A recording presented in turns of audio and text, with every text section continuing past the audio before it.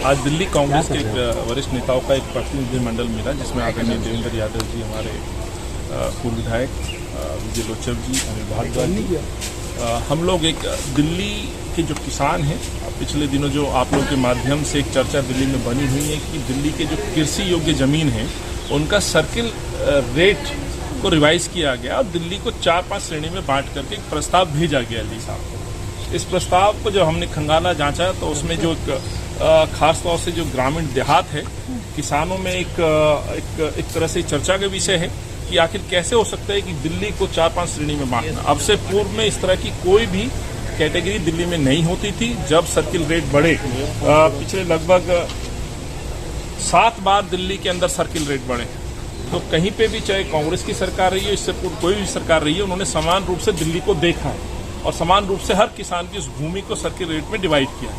लेकिन इस बार अरविंद ने एक तानाशाही रवैये के तहत, जिस तरह से आपने देखा शराब नीति पे बातें बहुत की गई और उठा करके एक पॉलिसी बना दी गई, वैसे ही अभी भी हो रहा है। ये उठा करके इन्होंने कृषि योग्य भूमि के सर्किल रेट अपने मन मुताबिक बांट दिए गए।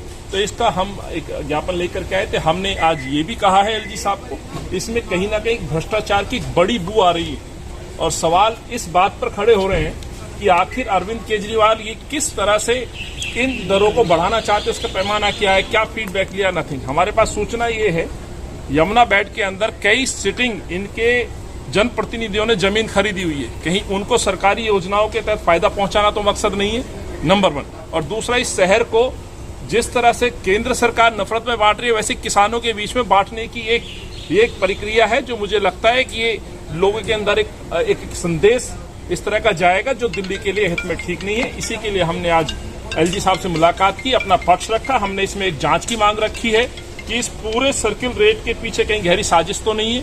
क्या चंद लोगों को फायदा ना पहुंचाने के लिए यमुना बेल्ट के अंदर, क्या उनको फायदा पहुंचाने की तो एक साजिश नहीं है। और दूसरा, यदि आप बढ़ाना ही चाहते हैं, आपकी नीयत बिल्कुल साफ है, तो पूरी दिल्ली के किसानों को समान रूप से लगभग हमने जो मांग रखी है 6 करोड़ रुपए प्रति एकड़ का कम से कम सर्किल रेट तय किया जाए और सरकार अधिकरण करे तो उनका मुआवजा उसके तहत उनको दिया जाए।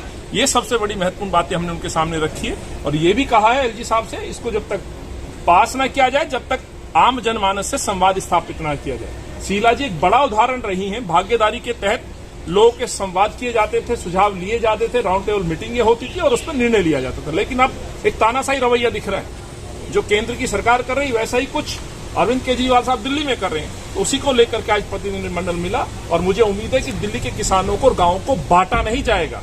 और मुझे ये पूर्ण रूप से खुशी होती कि एलजी साहब ने हमारी बात को सुना। उन्होंने ये भी कहा कि उनके पास बहुत सारी इस तरह की जानकारियां हैं जिसमें शायद भ्रष्टाचार की कहीं ना कहीं अंदेश है। तो बेसिकली आप लोग अरविंद केजरीवाल सरकार की शिकायत करने आए थे।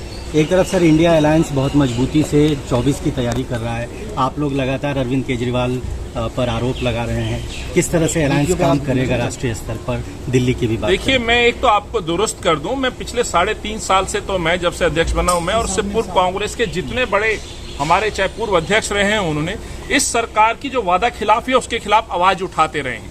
अरविंद के भ्रष्टाचार पे सवाल पूछते रहे हैं, आंदोलन करते रहे हैं। आप लोग इस बात के साक्षी हैं कि कांग्रेस पार्टी वो पार्टी थी जिसने शराब के भ्रष्टाचार महाघोटाले को उजागर किया था। आज उसका नतीजा है कि मुख्यमंत्री जी के सबसे नजदीकी प्रिय मंत्री जेल में है, सत्येंद्र जैन जी जेल में है। जो जमीनों का खेल हुआ है, सत्येंद्र जैन पे बड़े संगीन आरोप है, तो वो भी देखना पड़ेगा क्या उनकी जमीन भी दायरे में है, क्या अरविंद केजरीवाल अपनी जमीनों का रेट बढ़ाने के लिए तो नहीं कर रहे हैं। ये भी एक बड़ा सवाल होगा। तो आपने जो बात कही है, मैं स्पष्ट कर दूं, पूरी तरह से दिल्ली की जनता के लिए कांग्रेस पार्टी खड़ी है, कहीं समझौता नहीं होगा। 15 साल इस शहर को कांग्रेस ने और शीला जी ने बनाया। उन दिल्ली वासियों के अधिकारों में यदि कटौती होगी तो हम सवाल पूछेंगे।